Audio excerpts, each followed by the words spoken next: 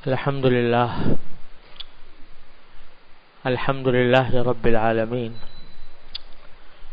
والصلاة والسلام على سيدنا ومولانا محمد خاتم النبيين وإمام المرسلين وقائد الغر المحجلين والوفد المتقبلين، وعلى آله وأصحابه أجمعين، وعلى كل من تبعهم بإحسان إلى يوم الدين. اما بعد، پچھلے تقریباً ایک مہینے کا اس مجلس کا ناغہ ہو گیا. پہلی وجہ تو یہ تھی کہ شروع میں مجھے کئی ملکوں کا سفر پیش آیا، جس میں تقریباً 20 دن لگ گئے. اللہ تعالیٰ کا فضل و کرم ہے، سفر خیر و عافیت سے ہوا، کوئی تکلیف نہیں تھی، کوئی بیماری نہیں تھی. اللہ تعالیٰ نے اس سفر کے مقاصد بھی خیر و عافیت کے ساتھ پورے فرمائے. لیکن سفر کے آخر ہی میں اور یہاں آنے کے بعد گھٹنے میں ایسی تکلیف ہو گئی کہ چلنا پھرنا مشکل ہو گیا. نماز پڑھنا بھی، کھڑے ہو کر نماز پڑھنا بھی مشکل ہو گیا. اور ڈاکٹر صاحبان نے کہا کہ اگر آپ چلیں گے یا کھڑے ہوں گے تو اس بیماری میں اضافہ ہوگا، تو اس لیے ویل چیئر کے اوپر کہیں جانا ہو تو ویل چیئر پر ہی جائیں، نماز بھی ویل چیئر پر ادا کریں. تو ایسے موقع پر کسی دیندار ڈاکٹر کا ہی مشورہ فتویٰ بن جاتا ہے، تو اس لیے اس فتوے پر عمل کر رہا ہوں. اللہ تعالیٰ کا بڑا فضل و کرم ہے، کوئی اور بڑی بیماری نہیں. اللہ تعالیٰ کا شکر ہے، دل، دماغ، دوسرے اعضاء سب اپنا اپنا کام کر رہے ہیں. کوئی بڑی بیماری نہیں ہے الحمدللہ. چھوٹی سی تکلیف ہے گھٹنے کے اندر، جس کی وجہ سے چلنا ذرا مشکل ہو رہا ہے. نماز کے لیے کھڑا ہونا اور سجدہ کرنا مشکل ہو رہا ہے. اور وہ بھی اللہ تعالیٰ کے فضل و کرم سے ایسی نہیں ہے کہ جس کے بارے میں سمجھا جائے کہ معاذ اللہ کی پناہ مستقل ہو جائے، بلکہ معالجین کا کہنا ہے کہ انشاءاللہ کچھ دن آرام کرتے رہیں گے، اس طرح کے ٹانگ کو آرام دیتے رہیں گے اور علاج کرتے رہیں گے تو انشاءاللہ پھر کھڑے ہو جائیں انشاءاللہ تعالی. اللہ تعالیٰ کی رحمت سے یہ امید ہے، اور یہ دعا بھی کرتا رہتا ہوں کہ یا اللہ اپنے رحمت سے اپنے سجدے سے محروم نہ فرمائیے، سجدے سے محروم نہ فرمائیے. تو اللہ تعالیٰ کے فضل و کرم سے امید ہے کہ انشاءاللہ آپ حضرات کی دعائیں بھی ہیں، اور اس کی وجہ سے امید ہے کہ انشاءاللہ اللہ تعالیٰ جلد ہی اپنے پاؤں پر کھڑے ہونے کی صلاحیت عطا فرما دیں گے انشاءاللہ ثم انشاءاللہ. یہ بیماری بھی اللہ تعالیٰ کی ایک نعمت ہے. آدمی غور نہیں کرتا، لیکن بیماری کے اندر عجیب و غریب حالات، اگر انسان کا رخ سیدھا ہو اور بزرگوں کی صحبت اللہ تعالیٰ نے عطا فرمائی ہو، تو بیماری میں بھی اللہ تعالیٰ کی بے شمار نعمتیں حاصل ہوتی ہیں جو بسا اوقات صحت میں نہیں ہوتی. بیماری کا ایک بہت بڑا فائدہ تو یہ ہے کہ انسان کتنا بڑا متکبر ہو، فرعون صفت ہو، لوگوں پر اپنی بڑائی کا اظہار کرنے والا ہو، شیخیاں بگارنے والا ہو، اللہ تعالیٰ اسے جب بیمار کر دیتے ہیں تو ساری اکڑ فوں دھری رہ جاتی، اور اگر اللہ تعالیٰ رخ سیدھا رکھے تو اس میں عجز و نیاز پیدا ہوتا ہے، عاجزی پیدا ہوتی ہے، اور اللہ تبارک و تعالیٰ صحیح توفیق دے تو اس میں اللہ تعالیٰ سے رجوع کرنے کی بھی بندے کو توفیق ہو جاتی ہے، اور اللہ تعالیٰ سے دعا کرتا ہے، مانگتا ہے، جتنا جتنا مانگتا ہے، جتنی دعا کرتا ہے تو اتنا ہی اللہ تعالیٰ کا قرب حاصل ہوتا ہے۔ اور یوں تو حدیث مبارک میں رسول کریم سرور دو عالم صلی اللہ علیہ وسلم کا ارشاد ہے کہ کسی مسلمان کو جو کوئی تکلیف پہنچتی ہے، چھوٹی ہو بڑی ہو، کانٹا چبھ جائے، کوئی درد ہو جائے، کوئی پریشانی ہو جائے، یہاں تک کہ حدیث میں ہے کہ اگر کسی شخص کو کوئی پریشانی لاحق ہو جاتی ہے وہ بھی بندے کے گناہوں کی معافی کا ذریعہ بنتی ہے۔ تو اللہ تبارک و تعالیٰ کی رحمت سے معافی ہوتی ہے، گناہوں کی معافی کا ذریعہ بنتی ہے بیماری۔ اور بعض روایات میں یہ ہے کہ درجے بلند ہوتے ہیں، درجے بلند ہوتے ہیں۔ تو آدمی اگر بیماری مانگنی تو کبھی نہیں چاہیے، اللہ تعالیٰ سے ہمیشہ عافیت مانگنی چاہیے، حدیث کی تعلیم یہ ہے، ہمیشہ عافیت مانگنی چاہیے، اے اللہ عافیت عطا فرما، عافیت عطا فرما۔ لیکن جب آ جائے تو ذرا سوچے کہ یہ بیماری ایک چھوٹی سی بیماری ہے، میں چونکہ کمزور ہوں اور اس کو پوری طرح سہ نہیں سکتا، اس واسطے میں مانگتا یہی ہوں کہ اللہ شفا عطا فرما دے۔ لیکن جب تک نہیں ہے اس وقت تک آدمی اگر غور کرے تو کتنی نعمتوں کی بارش ہوتی ہے۔ ایک تو یہ سوچے کہ ایک بیماری ہے، الحمدللہ ہاتھ صحیح کام کر رہے ہیں، آنکھیں صحیح کام کر رہی ہیں، زبان صحیح کام کر رہی ہے، اور دل صحیح کام کر رہا ہے، دماغ صحیح کام کر رہا ہے، اللہ تعالیٰ کی یہ ساری نعمتیں موجود ہیں۔ اس پر شکر ادا کرنے کی توفیق ہوتی ہے کہ اللہ تبارک و تعالیٰ نے یہ نعمتیں مجھے عطا فرما رکھی ہیں۔ پھر اس بیماری کے دوران جب بندے کے اندر عجز و نیاز پیدا ہوتا ہے، اللہ تبارک و تعالیٰ کی طرف رجوع کرتا ہے، تو ہر رجوع میں، ہر دعا میں، ایک تو بیماری بذات خود اجر کا سبب ہے، اور اس میں جب اللہ تعالیٰ سے دعا کرتا ہے تو مزید اس کے اجر و ثواب میں اضافہ ہوتا ہے، درجات بلند ہوتے ہیں۔ اور حضرات صوفیاء کرام نے فرمایا کہ مجاہدہ اختیاری کے مقابلے میں مجاہدہ اضطراری میں درجات کی ترقی کہیں زیادہ ہوتی ہے۔ یعنی ایک تو مجاہدہ وہ ہوتا ہے کہ آدمی جیسے صوفیاء کرام کے یہاں کوئی جاتا تھا تو اس سے مجاہدات کرائے جاتے تھے، چلے کٹوائے جاتے تھے، اور کیا کیا مجاہدات، مشقتیں اٹھانی پڑتی تھیں۔ وہ مجاہدہ اختیاری ہے، اور ایک مجاہدہ اضطراری ہے، یعنی میں نے اپنے اختیار سے وہ مشقت نہیں بلائی، اللہ جل جلالہ نے میرے اختیار کے بغیر مجھے اس مشقت میں مبتلا فرمایا۔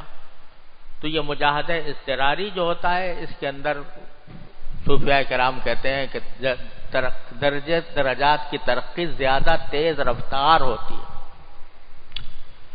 تو یہ تیسرا فائدہ۔ چوتھا یہ کہ اگر آدمی غور کرے تو بیماری کے علاج کے لیے اللہ تبارک و تعالیٰ نے وسائل میسر فرما دی ہے۔ مہربان محبت کرنے والے ڈاکٹر مل جاتے ہیں انسان کو۔ تو بہت سے علاقے ایسے ہیں دیہات ہیں، بیمار ہو جاتا ہے آدمی تو کوئی پوچھنے والا ہی نہیں ہوتا، کوئی علاج کرنے والا نہیں ہوتا. اللہ تعالیٰ کی نعمت ہے، اس نے علاج کی توفیق عطا فرمائی اور اس کو آسان کر دیا. محبت کرنے والے مہربان ڈاکٹر عطا فرما دیے. پھر یہ ہوتا ہے کہ ایسی بیماری کے وقت میں پتہ چلتا ہے کہ مجھ سے کتنے لوگ محبت کرتے ہیں. صحیح محبت کرنے والے کون کون ہیں ان کا اندازہ ہوتا ہے.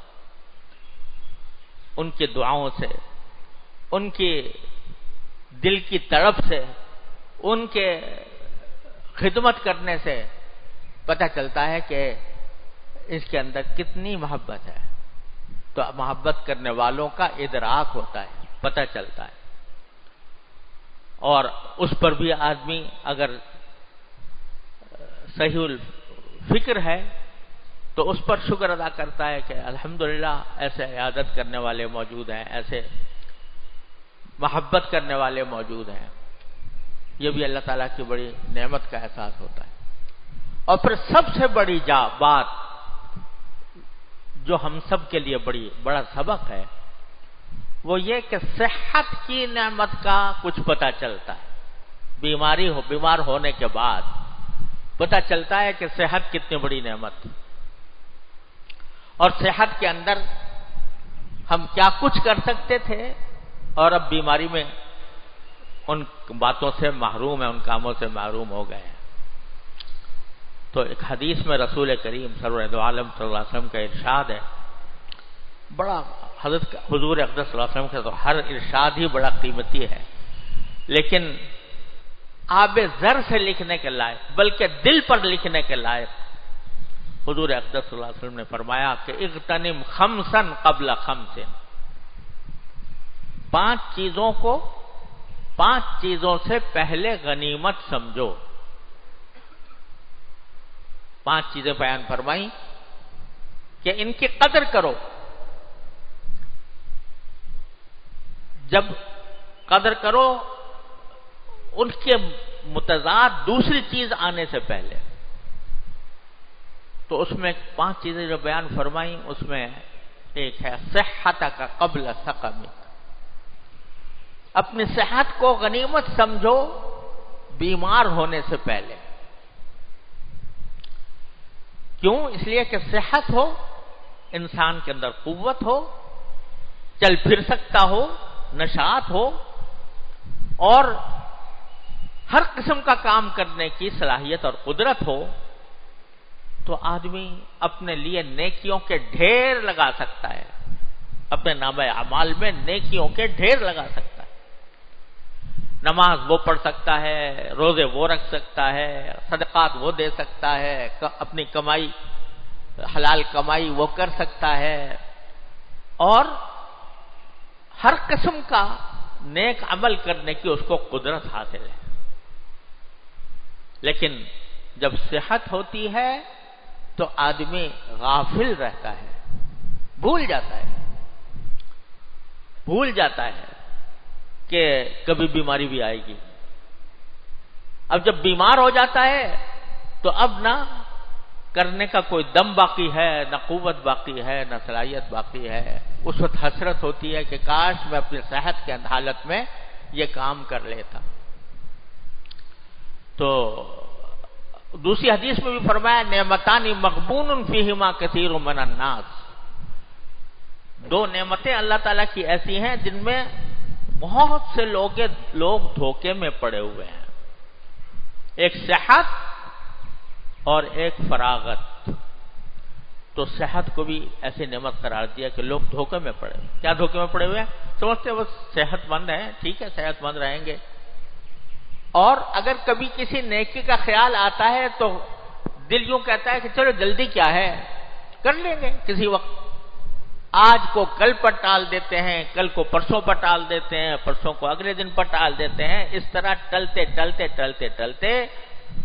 ایک دم سے بیماری آ پکڑتی ہے.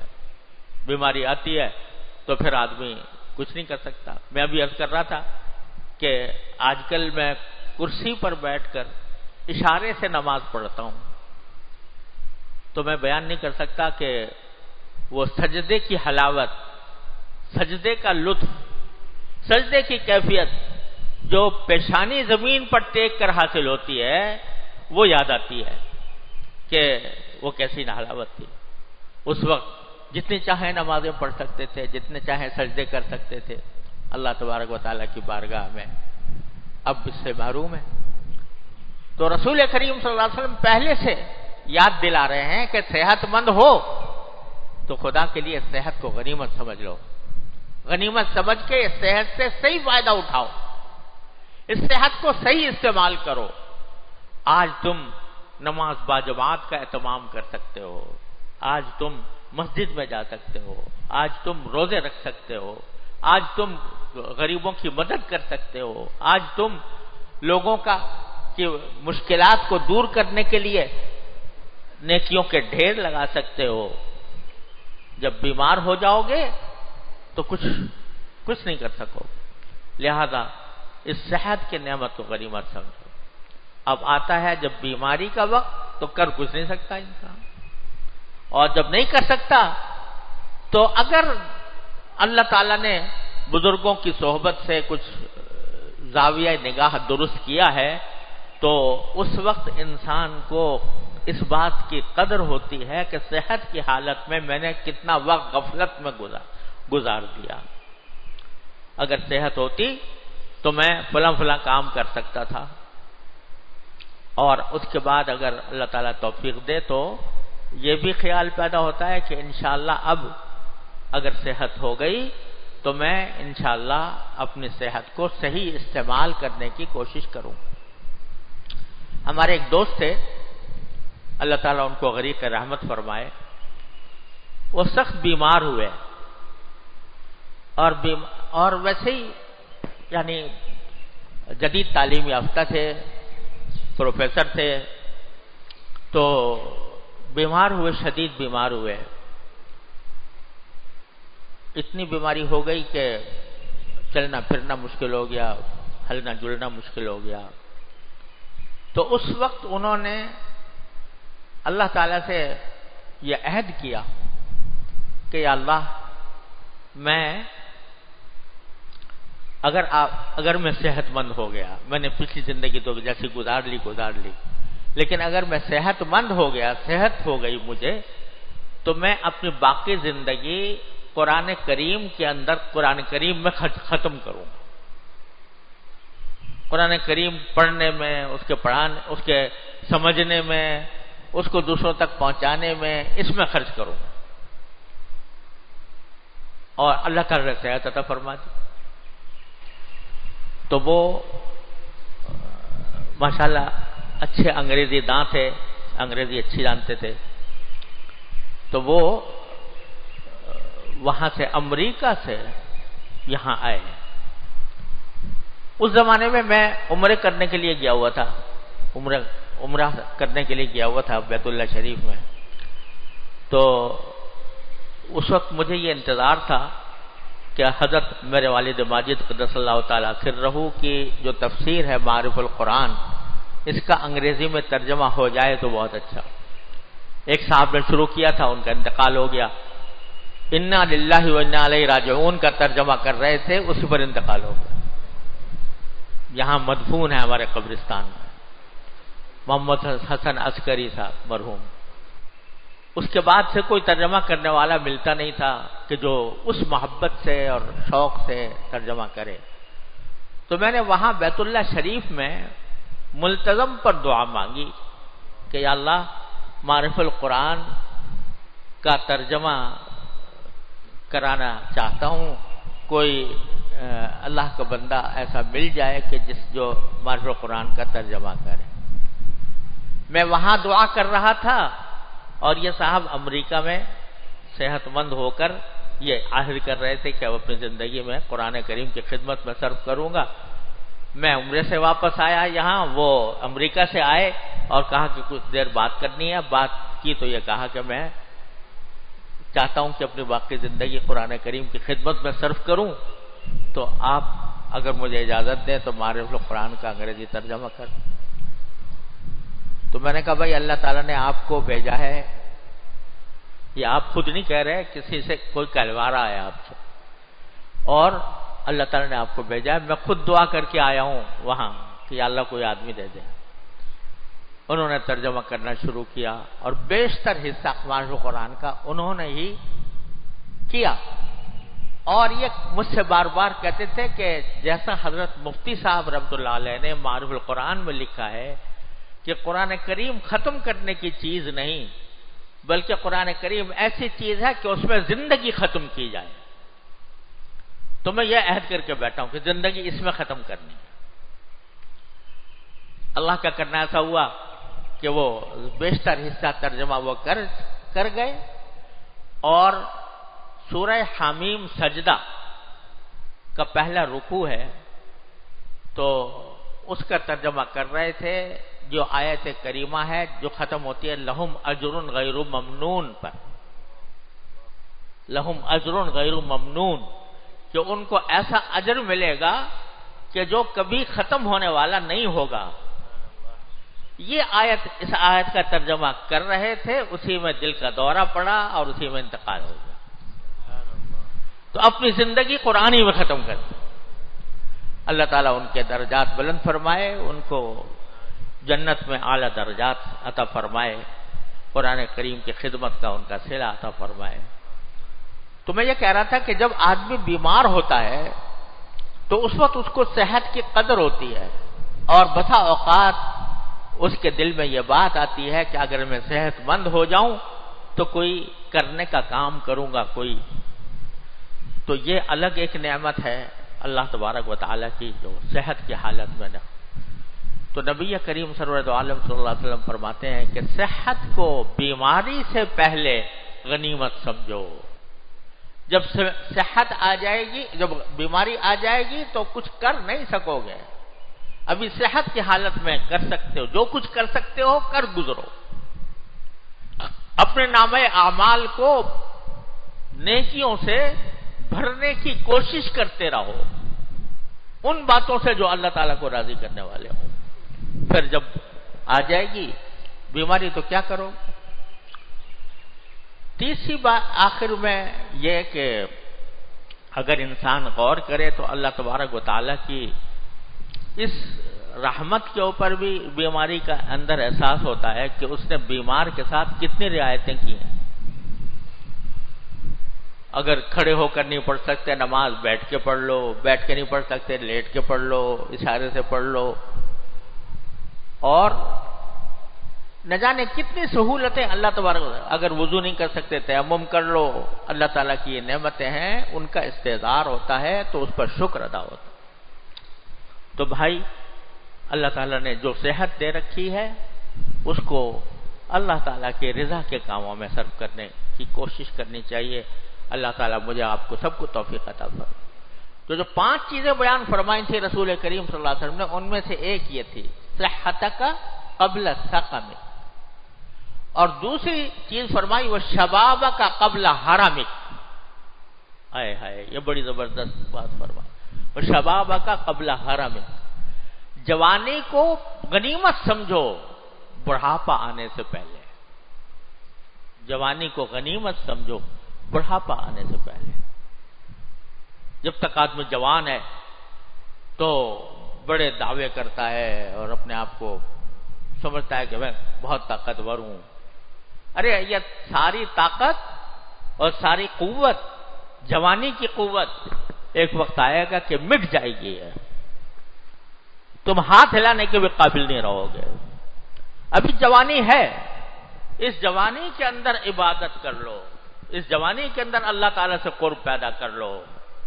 جب یہ جوانی چلی جائے گی، بوڑھے ہو جاؤ گے تو پھر بڑھاپے کے اندر تمہیں نہ کہتے ہیں کہ نہ منہ میں دانت نہ پیٹ میں آنت، ایسی حالت ہو جائے گی. تو پھر کیا کرو گے؟ پھر افسوس ہوگا کہ جوانی میں نے بیکار گزار دی. الیاذ باللہ، جوانی میں نے بیکار گزار دی. یہ حسرت ہوگی. اس وقت کرنا بھی چاہو گے تو کر نہیں سکو گے. اللہ اکبر کبیرہ. جوانی کو غنیمت سمجھو بڑھاپے سے. بڑھاپے میں تو جا کر آدمی جو ہے اس کے اندر قوت ہی باقی نہیں رہتی. جو وقت ہوتا ہے وہ کوشش کرتا ہے جا رہا ہوں قبر کے کنارے تو کچھ کر جاؤں، اس وقت گناہوں سے بھی بچنے کا کچھ اہتمام کر لیتا ہے. لیکن جو جوانی کے اندر آدمی اگر گناہوں سے بچے اور اللہ کی اطاعت کرے تو وہ ہے در حقیقت انسان جو اللہ تعالیٰ کی رحمت سے جوانی سے فائدہ اٹھا رہا ہے. در جوانی توبہ کردن پیشہ شیوہ پیغمبریست، وقت پیری گرگ ظالم می شود پرہیزگار. کہتے ہیں کہ جب بڑھاپا آتا ہے تو ظالم بھیڑیا بھی پرہیزگار بن جاتا ہے، لیکن جوانی کے اندر توبہ کرنا، اللہ تعالیٰ کے گناہوں سے بچنا، یہ ہے پیغمبروں کا کام جو یوسف علیہ السلام نے کر کے دکھایا. تو جوانی کو غنیمت سمجھو بڑھاپے سے پہلے کہ جب بڑھاپا آ جائے گا کچھ کر نہیں سکو گے. اس کا ایک ایک لمحہ غنیمت جانو جوانی کا. میرے ایک پھوپھی ذات بھائی تھے، اللہ تعالیٰ ان کے درجات بلند فرمائے.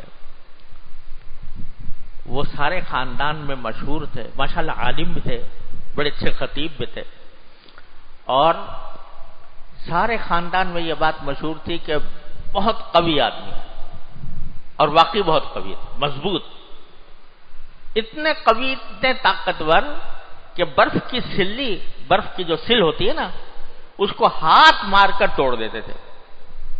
برف جب کی سل آتی تھی وہاں تو اس کو ہاتھ مارا اور اس کے 2 ٹکڑے ہو گئے. تربوز، بڑا تربوز کبھی جھوری سے نہیں کاٹا، ہاتھ مارا اور اس کے 2 حصے ہو گئے. اتنی طاقت اللہ تعالی نے دی، اور ماشاءاللہ انہوں نے اس طاقت کو خرچ بھی کیا صحیح معنی میں. اس طرح خرچ کیا کہ رات کو کبھی زندگی بھر کبھی چھوڑا نہیں معمول. رات کے وقت میں تقریباً